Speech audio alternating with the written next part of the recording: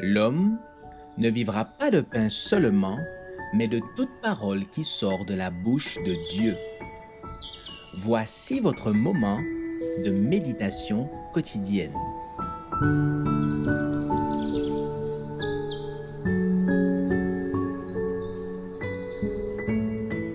Avec Dieu chaque jour.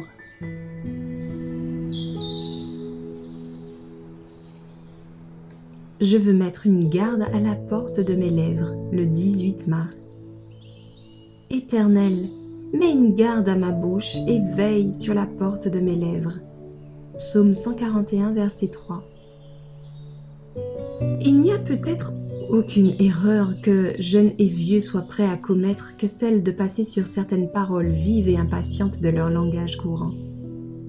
Ils pensent qu'ils ont une excuse suffisante en alléguant « Je ne fais pas attention à ce que je disais, je ne voulais pas prononcer de telles paroles ». Mais l'Écriture sainte ne traite pas ces procédés légèrement.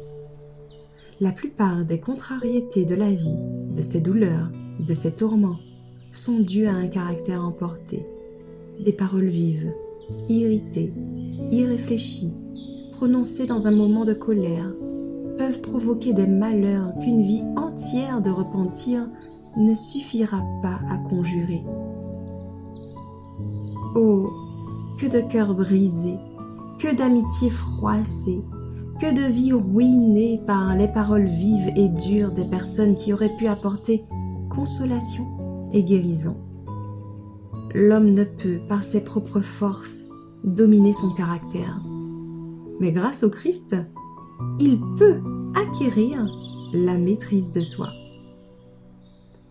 Une fermeté égale, une autorité patiente sont nécessaires à la discipline familiale. Il faut énoncer avec calme ce que l'on a à dire, agir avec réflexion et exécuter sans fléchissement ce que l'on entreprend.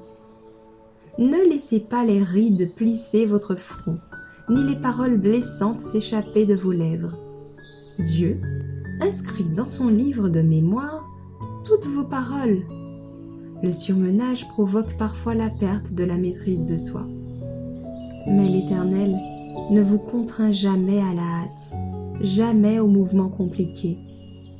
Trop de personnes se chargent de fardeaux que le miséricordieux Père Céleste ne leur a pas imposés.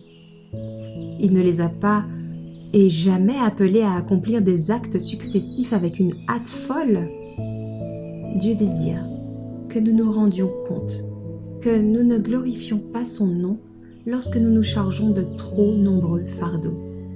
Car il nous surmène, notre cœur et notre esprit se fatiguent, et alors naissent l'irritation, l'usure, l'emportement. Ne nous chargeons que des responsabilités confiées par l'Éternel. Plaçons en lui notre espérance, et nous garderons ainsi nos cœurs purs, tendres et aimants.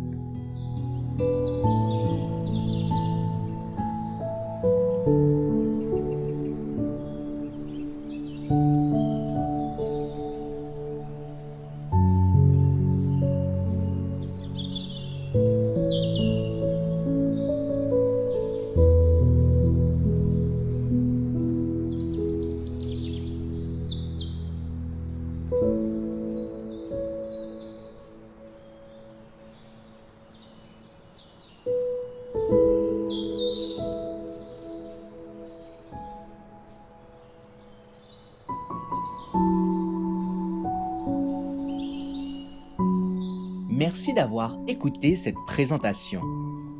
Assurez-vous de nous rejoindre demain pour votre moment de méditation quotidienne avec lereste.org.